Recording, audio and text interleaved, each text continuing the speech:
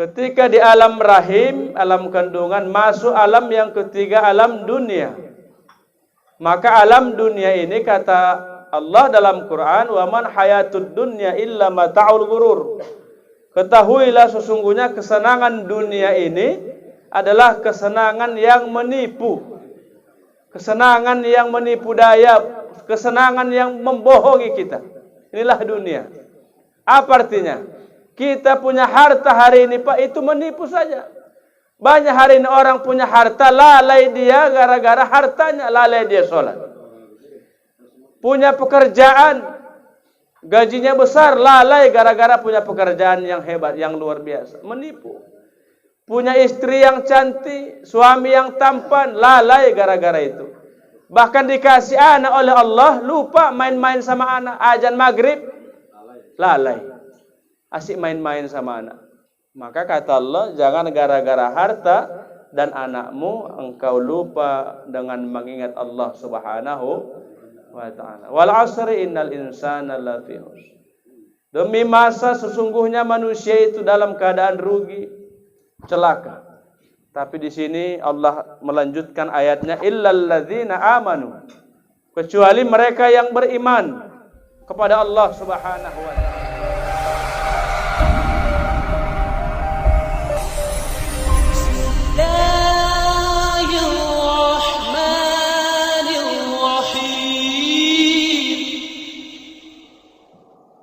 Assalamualaikum warahmatullahi wabarakatuh. Alhamdulillahi rabbil alamin, hamdan syakirina lihamidi syukrih wa amr billahi liqiyami bil amrih. Allahumma rzuqna fahman nabiyyin wa hizzal mursalin wa ilhama malaikatil muqarrabin. Subhanaka la ilma lana illa ma 'allamtana innaka antal alimul hakim.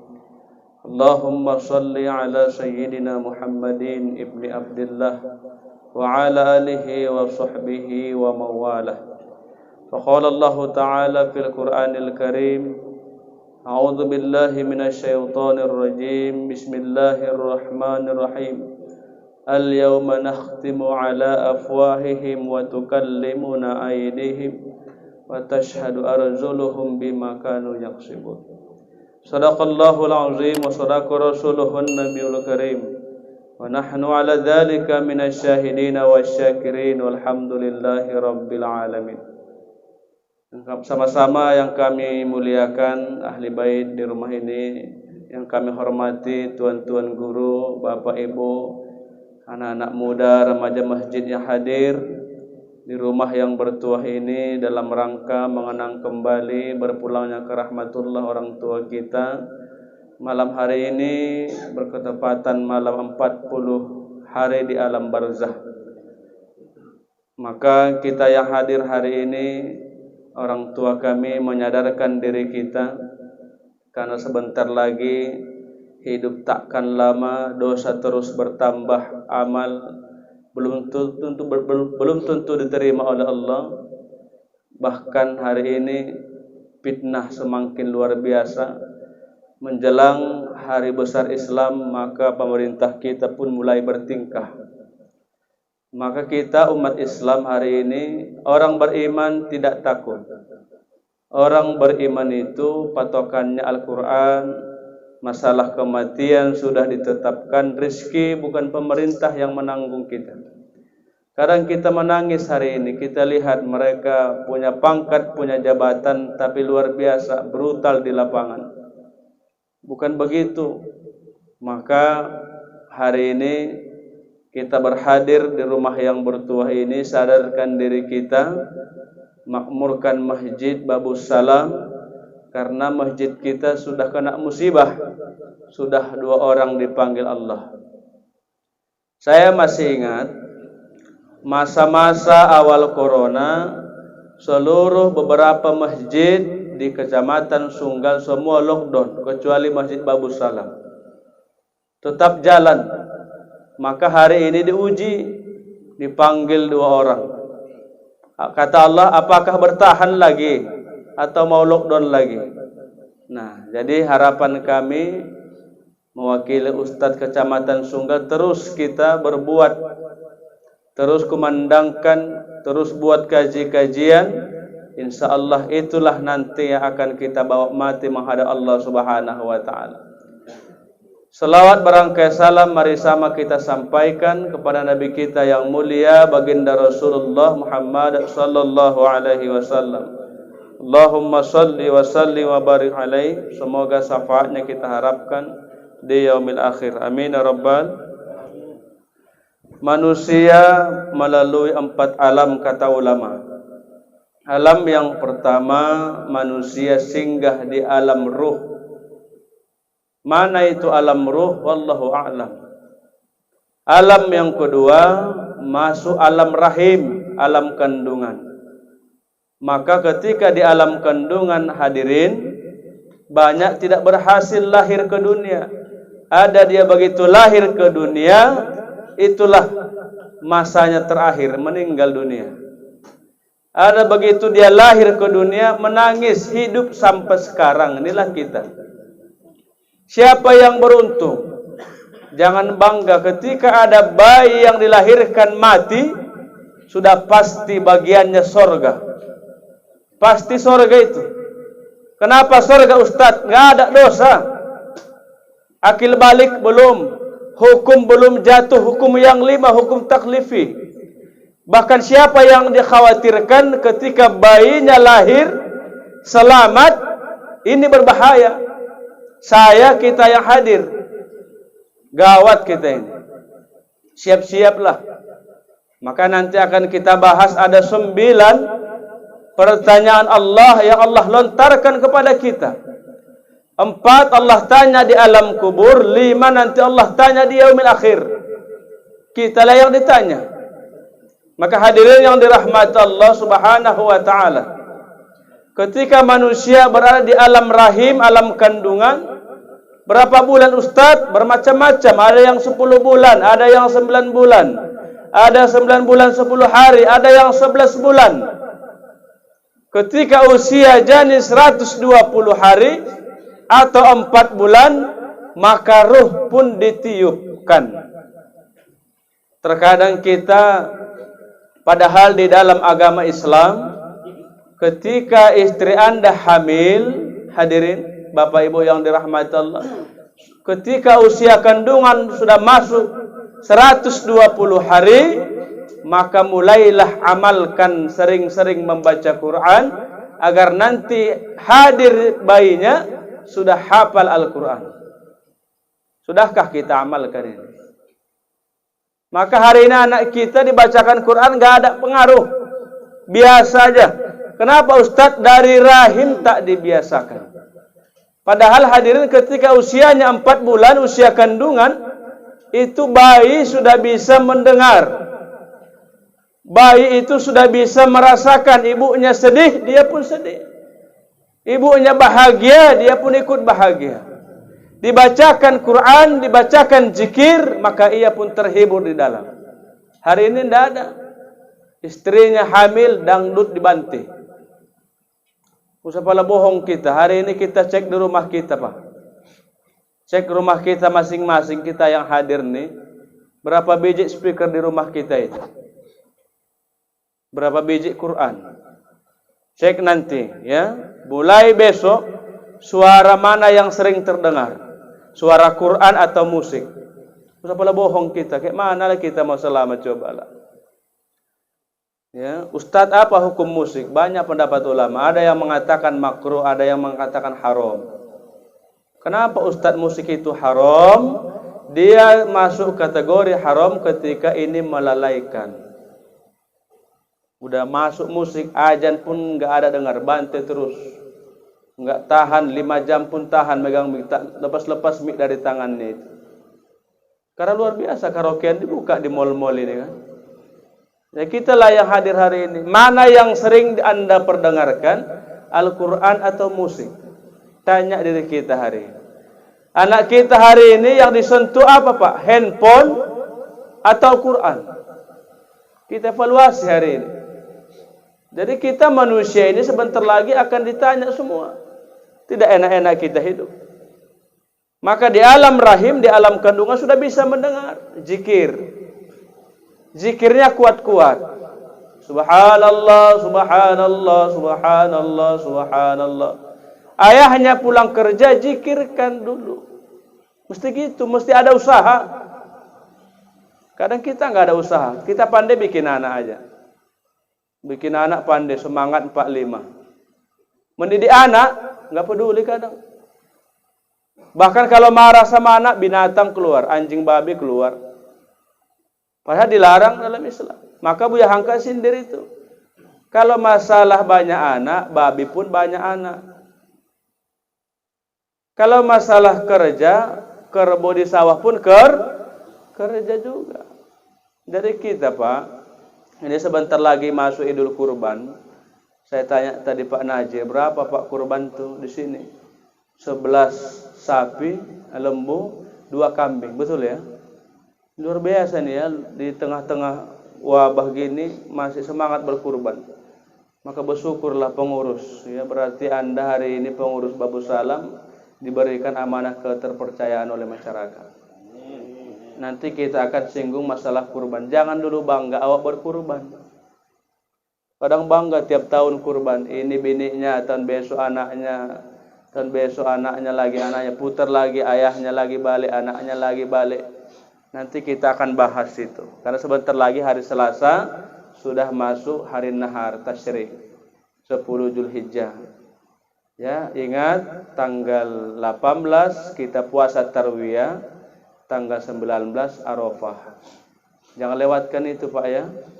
Minimal ada yang mulai dari 1 Zulhijjah, bagus sekali itu ya. Mulai dia puasa. Ini biasanya ibu-ibu yang tahan puasa, ini oma-oma luar biasa ya. Bapak, aduh, merokok aja payah tinggal Pak Ustadz, kayak mana mau puasa lagi. Nah, jadi minimal kita ambil 2 hari Tarwiyah sama Arafah. 8 Zulhijjah sama 9 Zulhijjah. Bertepatan tanggal 18 bulan Juli dan 19 bulan Juli. Tanggal 20 puasa juga, bangun tidur jangan dulu makan. Pulang sholat baru. Itu sunnah saja ya. Kalau punya asam lambung makanlah Pak. Nanti oyong pula, pingsan pula. Kalau punya mah makan aja. Udah baik, kita lanjut. Alam rahim. Tidak lama kita, 9 bulan. Begitu kita sudah dilahirkan, ternyata berikrar. Wahai calon anak cucu Adam, mau selamat atau bahagia? Ya Allah, mau bahagia. Lahir mati bahagia. Tanya lagi, mau selamat atau bahagia? Mau celaka atau bahagia? Dijawab, mau celaka ya Allah. Lahir selamat. Ini wal 'asri innal insana lafi khusr. Ini kita yang hadir, saya yang berceramah. Demi masa sesungguhnya manusia celaka, manusia rugi, manusia terlaknat. Kita lah ini. Masa ini macam Pak, waktu dia muda dia bejat, begitu tua tobat, itu masa juga. Ada juga waktu dia muda dia bejat, tua tambah parah sampai mati enggak mijak masjid, masa juga. Dalam melewati masa rugi, celaka, hati-hati kita. Apalagi perkembangan tubuh, waktu dulu muda masih hitam rambut, udah tua putih, itu masa itu. Berkaca kita, ya Allah, udah tua.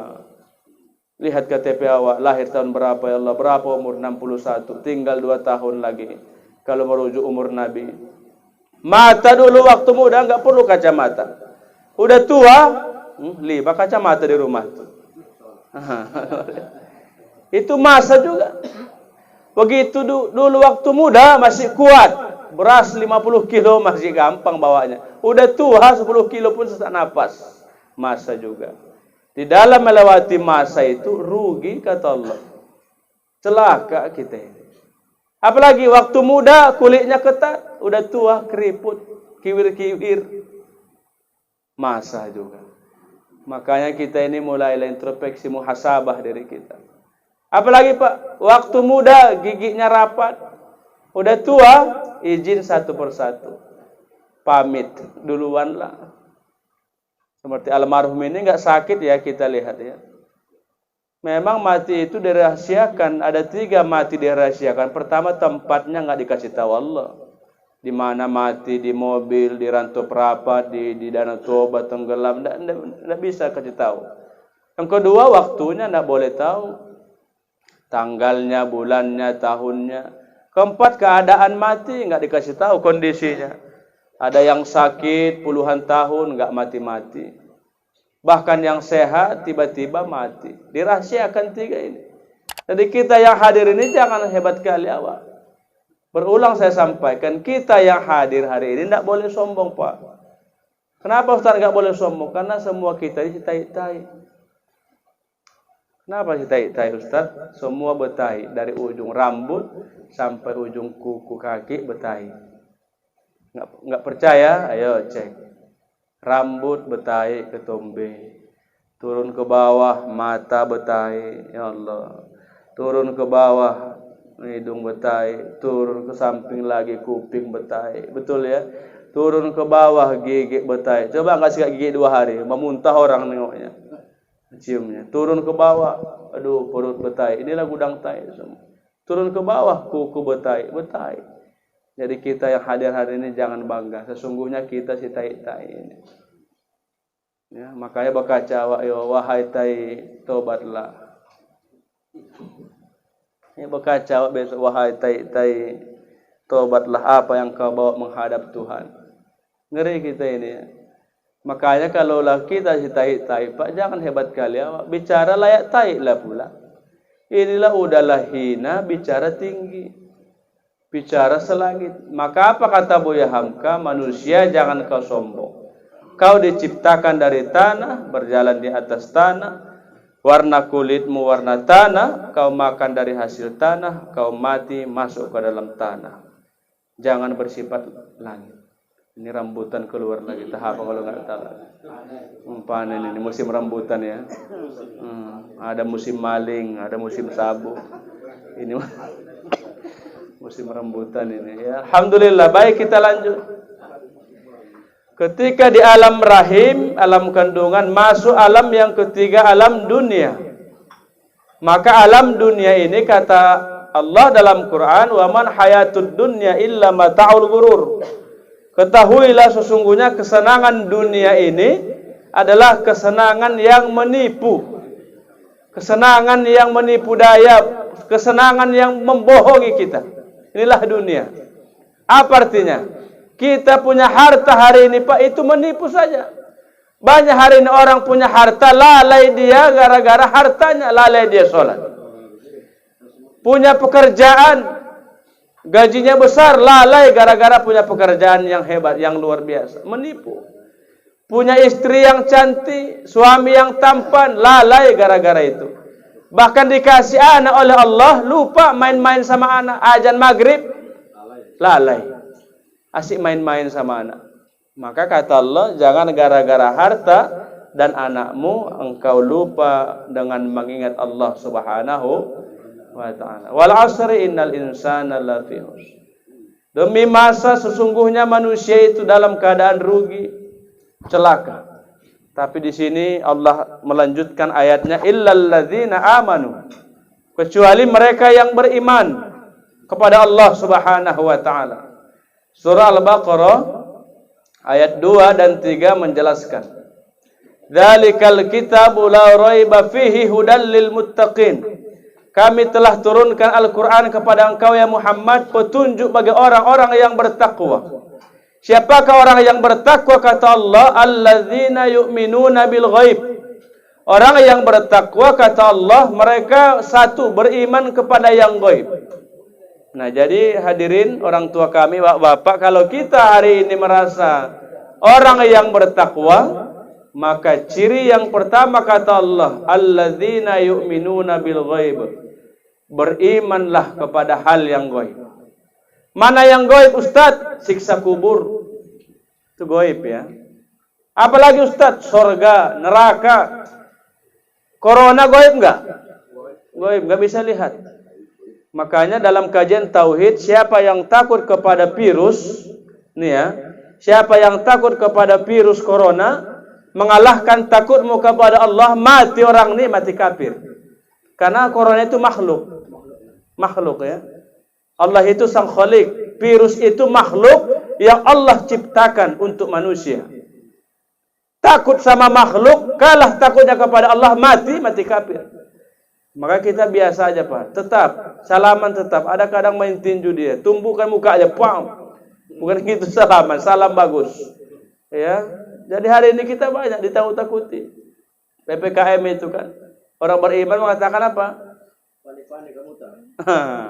Macam-macam sekarang ya, orang mengartikan itu kan luar biasa. Alladzina yu'minuna bil ghaib, harus yakin sama yang ghaib. Apalagi yang gaib, Ustaz, Allah tak bisa lihat. Nabi kita nggak bisa lihat hari ini. Dia sudah masuk alam kubur, nggak bisa lihat. Hanya dengar nama, dengar siratun nabawiyah, sejarah Nabi, postur tubuh Nabi dari kita, dari ulama-ulama kita. Kalau nggak yakin, batal iman. Yang kedua, wa yuqimuna shalah. Ini orang yang bertakwa, dirikan salat. Tadi saya lihat dari masuk sampai ke dalam nih, dari luar sampai masuk. Lebih kurang kita ini ada 60 sampai 80 barangkali peserta wirid. Saya hanya berpesan saja, mohon maaf, jangan tersinggung. Jangan gara-gara wirid nggak sholat isya Bapak ya. Gak ada gunanya. Gak usah wirid. Karena orang yang bertakwa itu wa yuqimuna shalah, dirikan sholat. Sekarang banyak hari ini mohon maaf, gara-gara dia rajin wirid, sholatnya abai. Padahal itu kan wajib. Wirid ini apa hukumnya ini coba? Bukan sunnah juga, mubah. Boleh, macam makan rambutan ini mubah hukumnya ini. Cuman aku nggak bisa makan, ngomong kayak mana mau makan? Bapakku tengok, iya bikin ngiler aja orang. Ada pula bunyi ya? Aku nggak bisa makan kayak mana? Nah, ini hukumnya mubah. Dimakan nggak dimakan, nggak berpahala, nggak berdosa. Inilah itu mubah, makan dan minum. Siapa yang makan rambutan ini nggak berpahala, nggak berdosa. Yang nggak makan juga, bontot kan nggak apa-apa nanti kan. Dua pula ini. Wirid ini juga mubah. Yang wirid, yang tidak wirid, tidak ada hubungan, nggak berpahala, nggak dosa. Cuman orang yang wirid, lihat aktivitasnya ada 3 amalannya. Ini untungnya yang wirid. Orang yang wirid, pahala yang pertama membaca Quran. Tadi bolak-balik Kiramil Fatihah, bolak-balik Al-Fatihah ya kan? Kulhu tadi bolak-balik Al-Ikhlas. Kulhu Allahu ahad, bolak-balik lagi. Udah banyak pahalanya itu.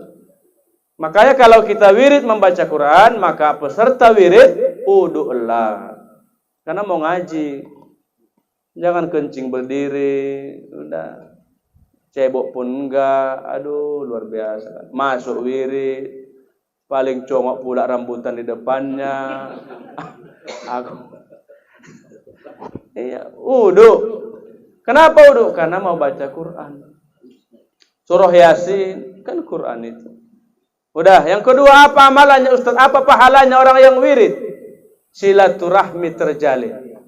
Tadi kita mau masuk ke rumah, udah salaman keliling. Mau pulang, salam lagi. Di masjid tadi, salam. Udah bolak-balik, salam. Udah gugur dosa kita. Nggak mungkin lah anggota wirid musuh-musuhan.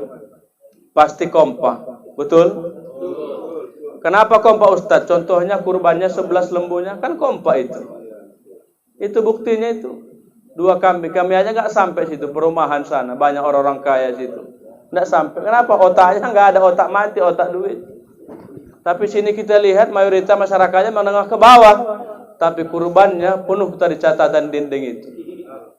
Jadi nggak sia-sia cetak spanduk itu. Itulah kekompakan kita hari ini. Luar biasa, tingkatkan Bapak Ibu ya. Luar biasa, kami mendukung. Saya sudah dengar Masjid Babu Salam ini sudah di hati para ustadz. Baik Medan dari Serdang ya. Karena bagus, manajemennya bagus. Apalagi waktu almarhum masih hidup. Tetap di hari ini tidak ada, tetap kan ada generasinya. Pak Muklis sudah naik jadi BKM masjid. Ya, baik kita lanjut. Salat, jangan main-main salat. Salah satu ajab orang yang tidak salat ini hadirin, apa kata Rasulullah? Doanya tertolak. Mohon maaf, terkadang kita Pak punya hajat 100 anggota wirid. Ustaz, kenapa ya Ustaz ya tak terkabul hajat kami semalam wirid? Apa penyebabnya? Ya mohon maaf. Yang wirid 100, yang sholat berapa puluh? Kemana doanya mau diterima Allah? Lebih banyak yang tak sholat daripada yang sholat. Enggak di sini ya, yang sana itu. Kemana? Jadi sia-sia kan hajatan ahli bait. Udah dibikin makanan, dibuat macam-macam, dibikin senang hatinya dengan harapan makbul hajatnya. Ternyata yang mendoakan orang yang bejat. Orang tak sholat bejat. Kenapa bejat? As-salatu imanuddin, solat tiang agama. Siapa yang solat menegakkan tiang, siapa yang tak solat menghancurkan agama. Kan bejat itu. Kalau mobil dihancurkan kita marah kan Pak? Tampar dia bunuh pun boleh. Masjid dihancurkan kita bakar masukkan Tanjung Gusta. Agama dihancurkan, kan udah bejat lah itu. Supaya kita sadar yang datang, jangan bangga wirid warat tak solat. Usah wirid.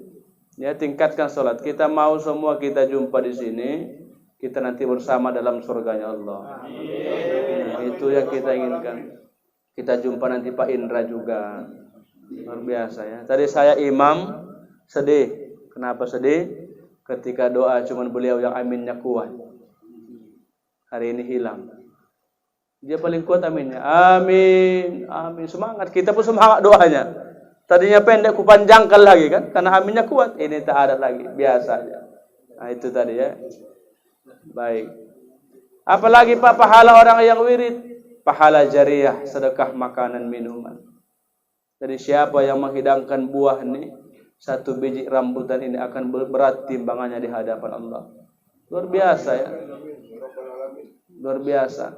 Diberikannya makanan yang kita makan menjadi darah mengalir dalam tubuh kita bawa solat, maka ahli bait dapat kucuran pahala. Dengan catatan harus ikhlas. Baik hadirin yang dirahmati Allah.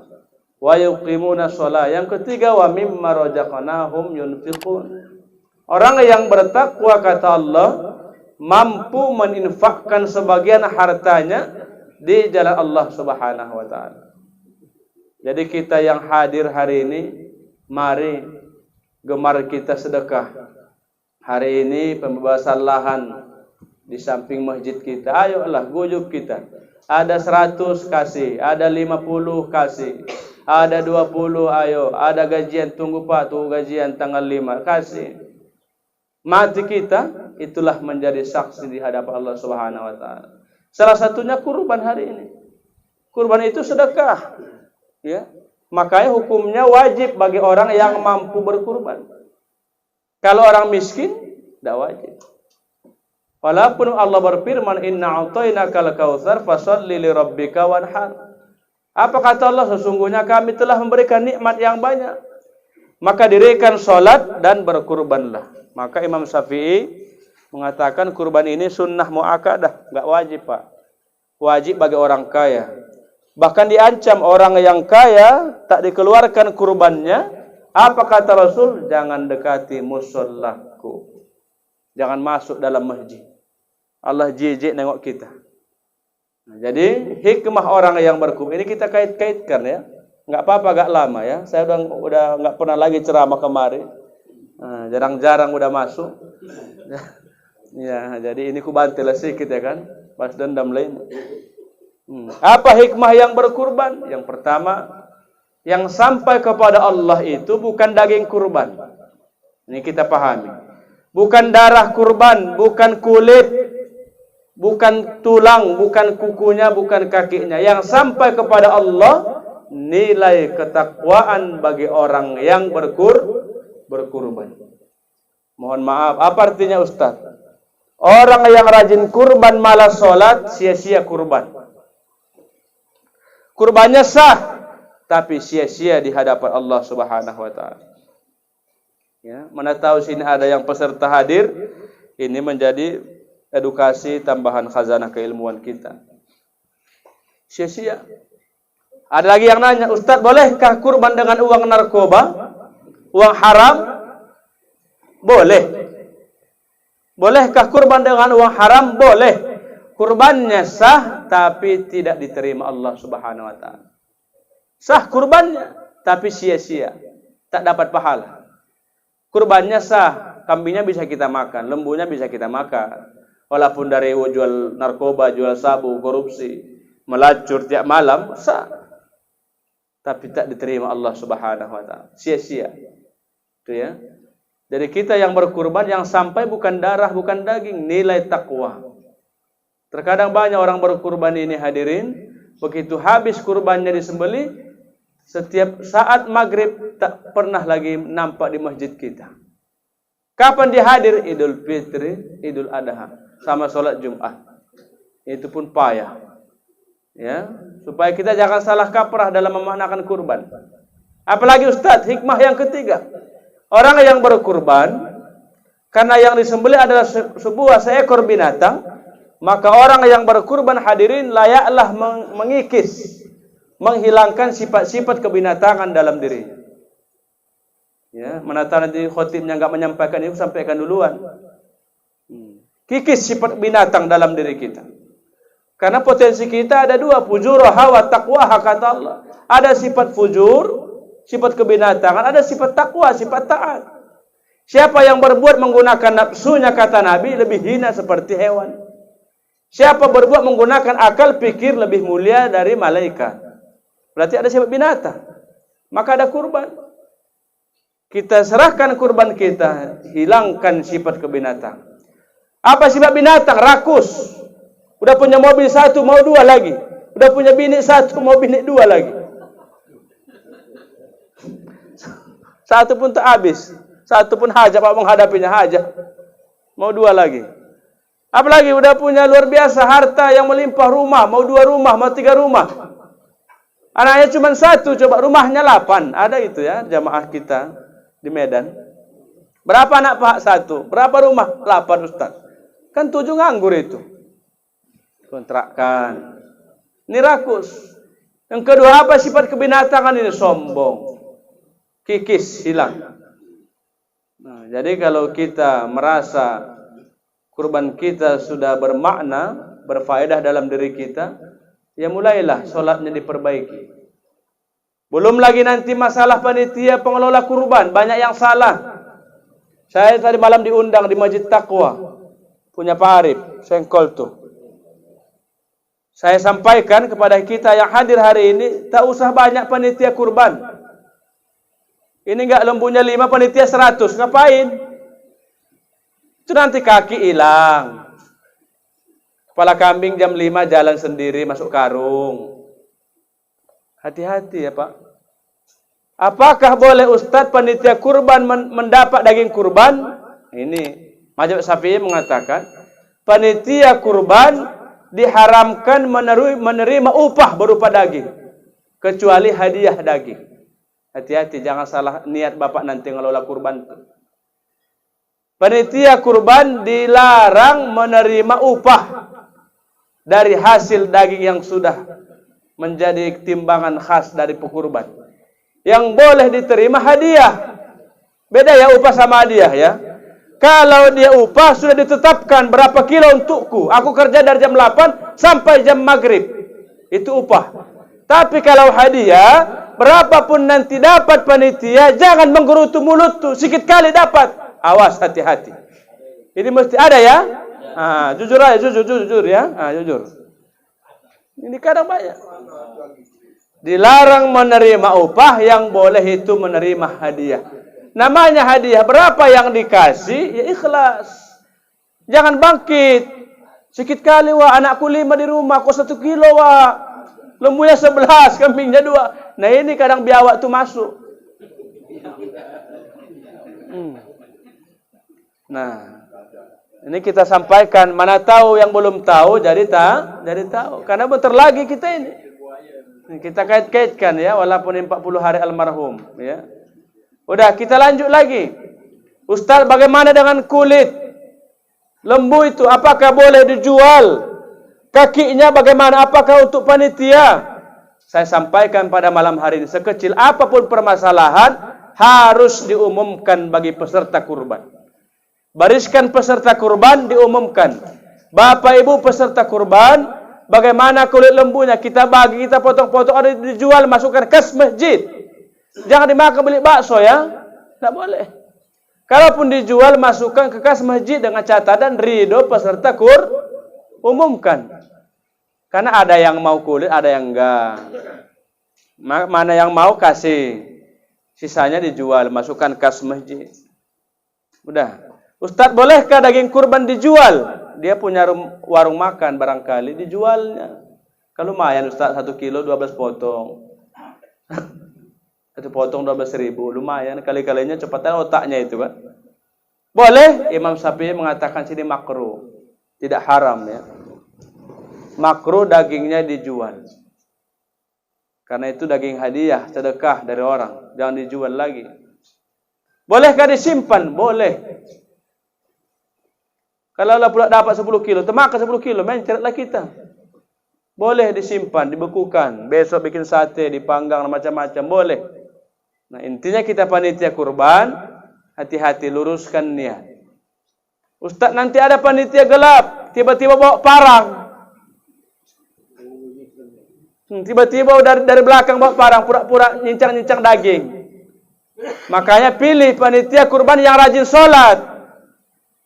Pilih ini ya, jangan sembarangan, ini daging ibadah ini. Pilih, BKM harus tegas panitia. Siapa ketua kurban hari ini, tegas. Maaf Pak, nggak bisa Bapak panitia tahun ini. Kenapa? Sholat Bapak banyak yang absen, aku tengok. Terkadang Pak, mohon sedih kita. Nggak pernah sholat. Masalah kurban dia yang paling heboh.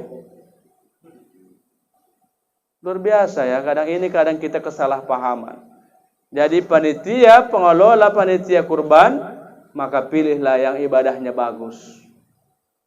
Nggak bagus-bagus sekali, pokoknya pernah nampaklah dia di masjid tuh. Sama sekali nggak nampak.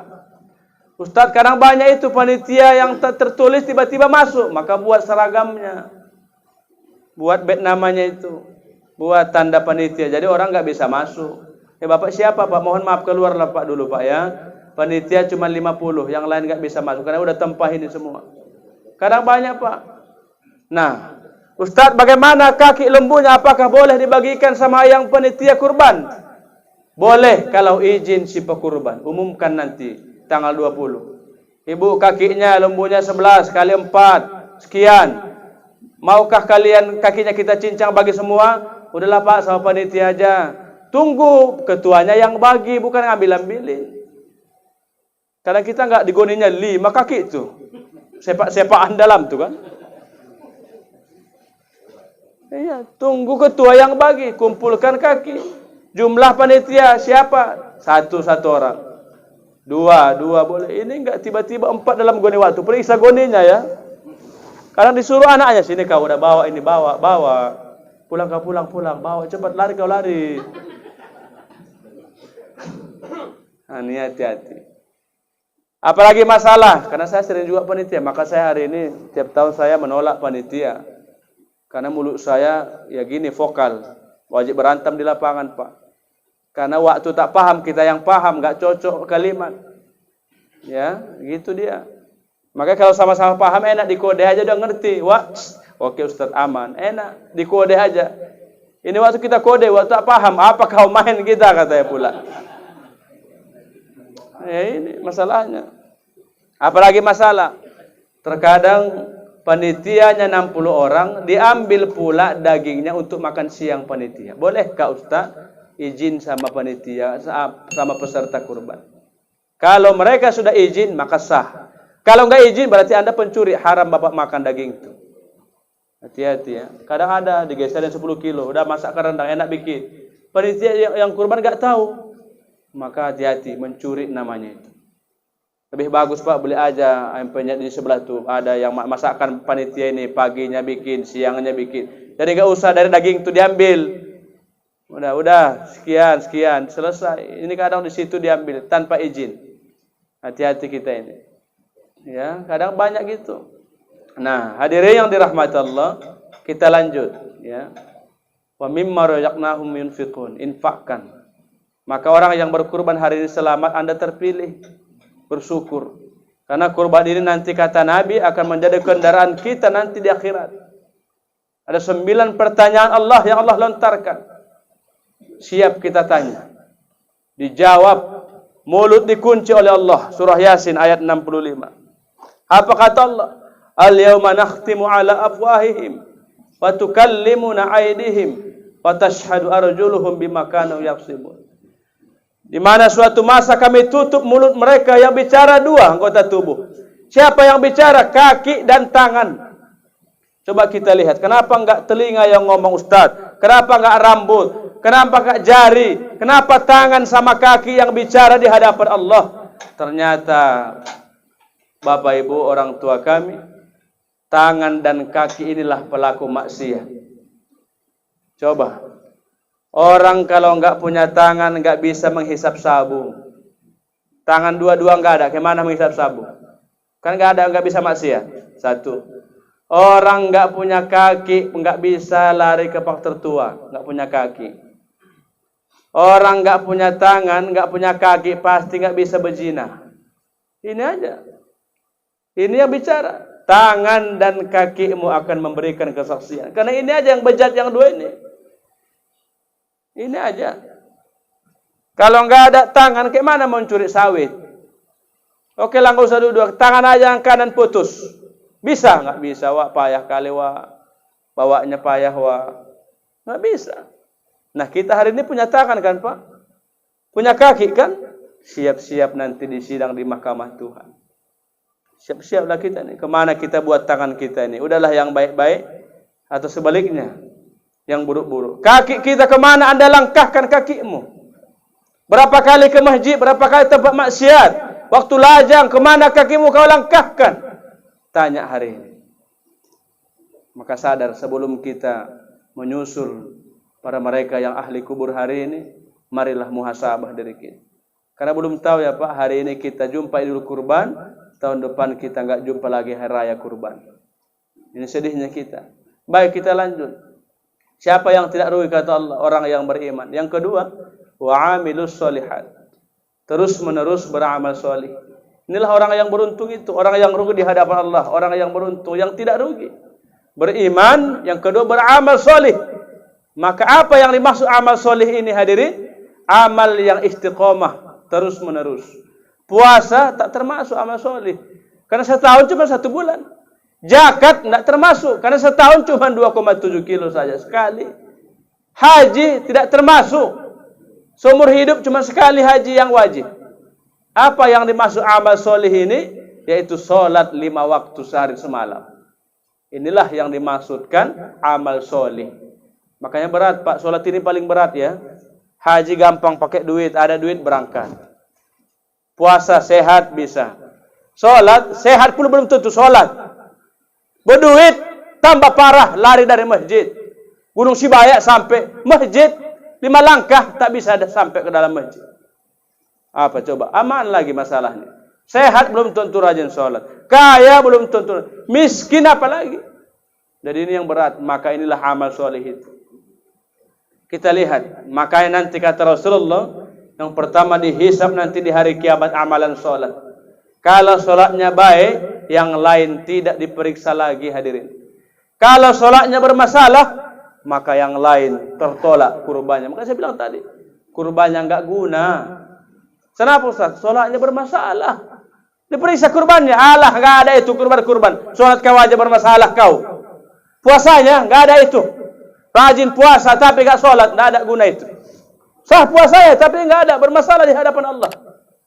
Karena yang pertama dihisab bukan kurban, bukan zakat, bukan puasa, tapi sholat. Apa artinya? Menandakan sholat ini tak bisa kompromi dengan yang lain. Sehat, sakit, wajib sholat. Muda, tua, Islam agamamu wajib. Apalagi kaya, miskin kau wajib sholat. Tak bisa berdiri, duduk.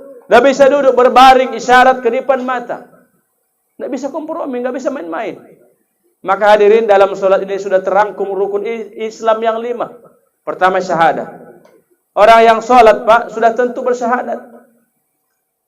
2 kali syahadat kita, tahiyat awal dan akhir. Asyhadu an la ilaha illallah wa asyhadu anna Muhammadan Rasulullah. Orang yang tak sholat, kapan dia syahadat? Coba Bapak tanya yang tak sholat. Wah, ada syahadat, Pak? Belum. Kan enggak jelas Islamnya. Orang yang sholat sudah pasti syahadat. 1 sholat, 2 syahadat. 5 sholat. Udah luar biasa syahadat kita. Udah apa lagi Pak? puasa. Orang yang sholat sudah tentu berpuasa di hadapan Allah Subhanahu wa taala. Apa makna puasa? Menahan diri dari makan dan minum. Orang yang sholat itu tak boleh makan. Sebelum takbir tak boleh apa. Ini rambutan ini halal nih ya. Sebelum kita sholat bisa makan. Begitu kita sudah mulai takbiratul haram, Allahu Akbar, tak boleh, haram semua ini. Dimakan batal sholat. Paham Pak ya? Namanya takbiratul ihram, sama dengan takbiratul haram. Kalau sudah takbiratul haram, diharamkan semua masuk. Kapan bisa masuk? Kalau sudah salam, barulah halal, baru boleh bercakap, baru boleh makan. Dalam sholat udah puasa kita, udah syahadat. Apalagi Pak, kita semangat sholatnya loh gitu. Jangan malas. Ya. Yang ketiga, yang berikut, zakat. Orang yang sholat itu berzakat. Zakat waktu. Zakat artinya menyisihkan rezekimu di jalan Allah Subhanahu wa taala. Orang yang sholat berzakat.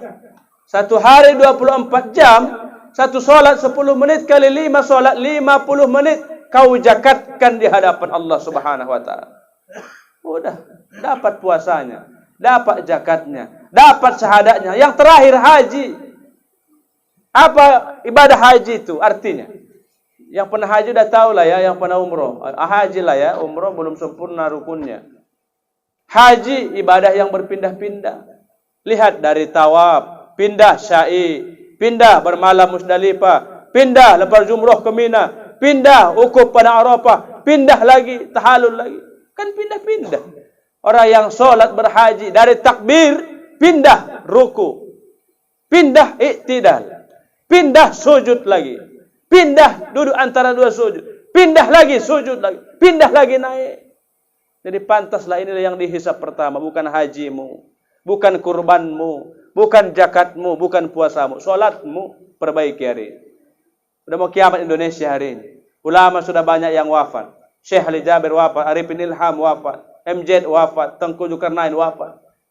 Nggak ada lagi ulama yang lurus. Kitalah lagi ini. Tinggallah yang bodoh-bodoh, berdebatlah. Wirid bid'ah. Mulai. Maulidan bid'ah. Nggak pernah dibuat Nabi. Isra Mi'raj bid'ah.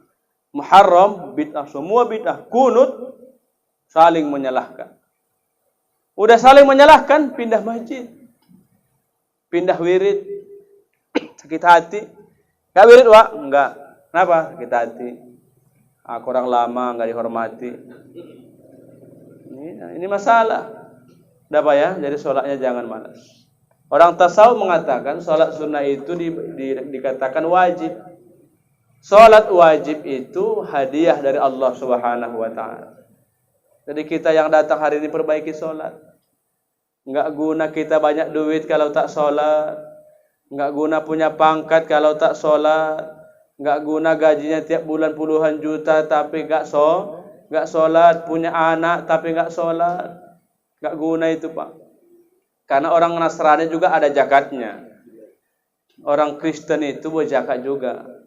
Saya tahu karena mama saya Cina, tahu juga saya. Ada zakatnya, ada namanya durung-durung orang itu di gereja. Zakatnya ada, mana zakatnya Kak? Untuk bayar pendeta. Keliling nanti apa itu mangkok tuh. Kasih Kak 20, kasihlah banyak Kak bayar pendeta itu. Orang itu juga ada puasa, puasanya 40 hari pun. Orang Kristen itu kan 40 hari 40 malam. Cuman boleh makan, aku pun heran, boleh makan katanya. Puasa ngapain? Puasa tak boleh bermaksiat. Orang itu hajinya juga ada. Hajinya juga ada orang itu. Ya, luar biasa ya. Cuman apa yang tidak ada? Sholat mereka tak ada. Syahadatnya ada, terdiri namanya orang Kristen itu. Malua, kalau nikah dia malua. Kalau dia sudah akil balik dia terdiri dikasih nama. Kalau kita akikah. Ada semualah. Kekahnya ada, kurbannya juga ada, harayanya ada. Sholatnya cuman Islam yang punya. Mereka tak bisa sholat. Tidak ada rukun mereka sholat. Jadi kalau orang Islam tak sholat, sama dengan orang itu. Jangan bilang ya, orang Kristen banyak yang gak mau makan babi ya. Orang Nasrani banyak gak mau makan babi. Anjing gak dimakan, ular gak dimakan. Berarti sama kita dengan mereka. Kita pun gak mau makan babi, orang itu gak makan babi. Apa bedanya? Sholat. Kalau kita sholat, mereka tidak. Itulah yang membedakan kita dengan yang lain. Advent itu nggak bisa itu main-main ya. Itu bersih kali pula. Kalah kita ya Islam tuh. Orang tuh kopi nggak bisa masuk. Binatang yang bersisi, ikan bersisi tak bisa makan orang. Yang berdarah-darah tak bisa masuk. Kelewat kali pula. Tak dari mana apa ya begitulah orang tuh kan. Ditahankannya nggak makan begitu enak. Kan bodoh juga. Tahu tempe lah kau makan. Mencret lah kan. 50 mati. Nah, hadirin yang dirahmati Allah. Baik, kita lanjut. Yang berikut, alam dunia sudah kita lewati, maka kita masuk final. Ya, masuk alam kubur. Hari ini Pak Indra sudah 40 malam. Banyak jamaah nanya, Ustadz, coba jelaskan bagaimana detik-detik malam pertama dalam kubur. Saya jelaskan, kebetulan saya baca kitab Tazkirah, ada 2 jilid. Hadirin, jilid pertama, bertahu Bapak, maka Rasulullah ditanya sahabat kepada Rasul, ya Rasul, coba jelaskan kepada kami bagaimanakah yang dirasakan mayit malam pertama dalam kubur. Waduh Pak, aku merinding baca kitab itu. Pertama Pak, malaikat Munkar Nakir itu datang membawa tongkat. Kata Nabi, tongkatnya itu Pak, saking besarnya dikumpulkan seluruh manusia ditambah bangsa jin, tongkatnya tak terangkat Pak. Saking besarnya, ya Allah. Itulah mukul kita. Kalau tongkatnya sebesar rumah ini masih bisa kita geser, ya kita angkat. Kumpul semua satu kampung di satu kecamatan Sunggal masih bisa. Ini seluruh manusia ditambah bangsa jin kuat ya, jin kuat. Ditambah seluruh jin, tongkatnya malaikat Munkar Nakir tak bisa bergerak ke bawah. Itulah yang mukul kita. Kalau Bapak sanggup, besok jangan subuh, tinggalkan subuh Bapak itu. Biar takut kita sikit. Makanya begitu dipukul mayit, tembus 7 hasta tanah Pak. Pantaslah pula tongkatnya aja pun gitu besarnya. Besarnya Pak, luar biasa. Bagaimana lagi besarnya malaikat yang megang tongkat. Tongkatnya aja begitu besar. Malaikat yang kayak mana besarnya? Kita, mana besar kita ini? Paling banyak kita 90 kilo. Itu pun lemaknya 2 kilo. Panjangnya semekoknya, semeter kotor. Alah, malaikatnya luar biasa. Untuk itu Pak, satu syaratnya, jangan Bapak suka geser-geser perbatasan tanah ya Pak ya. Bahaya nanti Pak. Nggak usah banyak tingkah hawa. Ini kadang sedikit geser, 1 jengkal lumayan, nambah. Oh, aku sampaikan hadis Rasul. 1 jengkal tanah kau pindahkan ke tanahmu, maka nanti kau masuk di dalam kubur, 7 lapis tanah menghempit mayatmu sampai kiamat datang. Saya sudah saksikan itu Pak dulu di kampung saya. Kita bukan membuka aib ya, supaya kita iktibar. Waktu hidup itu kerjanya. Tanah kami habis masuk ke tanah dia. Datang mak kami, udah nak biarkan nanti mati waktu kita tengok nanti kuburannya. Betul. Musim hujan Pak, waduh tak bisa digali tanah tuh. 4 cangkul patah. Bayangkan itu. Sampai maghrib baru terkurat tanah itu. Siram korek. Siram. Begitu masuk waktu tak muat liang lahat. Pas sudah diukur. Badan diukur, lebar dada. Panjangnya sudah diukur. Masuk. Tak muat lagi. Korek lagi. Kayak mana lagi? Dipatahkan lutut. Tuh pak. Tanam. Udah malam siapa nunggu lagi?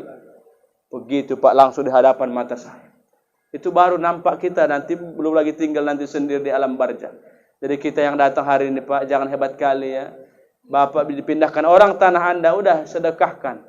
Kadang kita bangun rumah, tiba-tiba geser sedikit. Ya biarkan aja lah, ikhlaskan aja. Ya, karena banyak di kota-kota yang luar biasa ya, luar biasa. Jalan, dimakan sedikit, masuk ke rumahnya jalan. Itu biarkan. Tahankan nanti Pak, tahankan. Udah ya, itu masuk dalam kubur. Maka kata Umar dalam kitab Nasiul Ibad, apa kata Abu Bakar Siddiq? Siapa yang mati tidak punya bekal amal sama dengan orang yang berenang di tengah lautan tak bersampan. Kayak manapun jagonya bawa berenang, paling 1 jam tahanlah. 2 jam mulailah sesak napas. 5 jam tenggelam. Begitulah dalam kubur. Orang yang tak punya amal masuk kubur, pertama aman lah masih ada orang. 7 langkah yang menghantarkan, maka dia pun tak bisa apa-apa. Menyesal dalam Al-Quran surah As-Sajadah. Ya Allah, seandainya kami dulu orang yang soleh, balikkan kami kembali ke dunia untuk beramal. Tak bisa lagi. Penyesalan.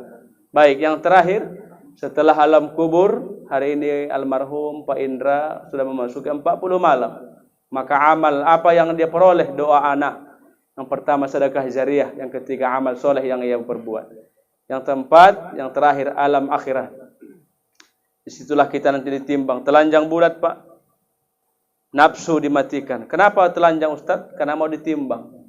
Ternyata hadirin ketika manusia dikubur ribuan tahun di dalam tanah, daging membusuk, tulang hancur. Ternyata ada tulang yang tak membusuk sampai kiamat. Mohon maaf, itu tulang ekor kita. Sulbi. Itu tidak membusuk sampai kiamat. Itu tetap mentah. Dari situ Allah tiupkan ruh, maka kita bangkit sadar seperti semula hari ini. Nah, jadi demikian ceramah yang singkat ini. Ya mudah-mudahan saya yang berceramah, kita yang hadir, memperbanyak ingat mati.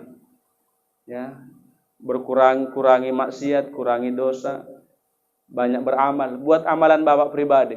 Ada yang amalannya zikir, jangan tinggal. Mau tidur, zikir. Duduk gini, zikir, jangan lupa terus. Ada yang amalannya puasa, ayo. Ada amalannya baca Qur'annya, habis maghrib dia mesti pulang dulu. Kenapa pulang? Ada amalan sikit, wah, bentar wak ya. Minum 1 lembar, baca wak sikit. Jangan tinggal, sampai mati Bapak, jangan tinggalkan amal. Apalagi ada amalannya suka ngasih, gatal tangannya kalau ngasih orang. Sikit anak yatim 2 orang. Sini, santuni, tiap Jumat besok 1 orang. Bikin ya, masing-masing kita punya kelebihan dan kekurangan amal. Siapa yang punya amal, istiqomahkan sampai ajal menjemput kita. Demikian, selamat bagi yang berkurban. Sudah saya kasih tahu, nanti boleh kita bertanya.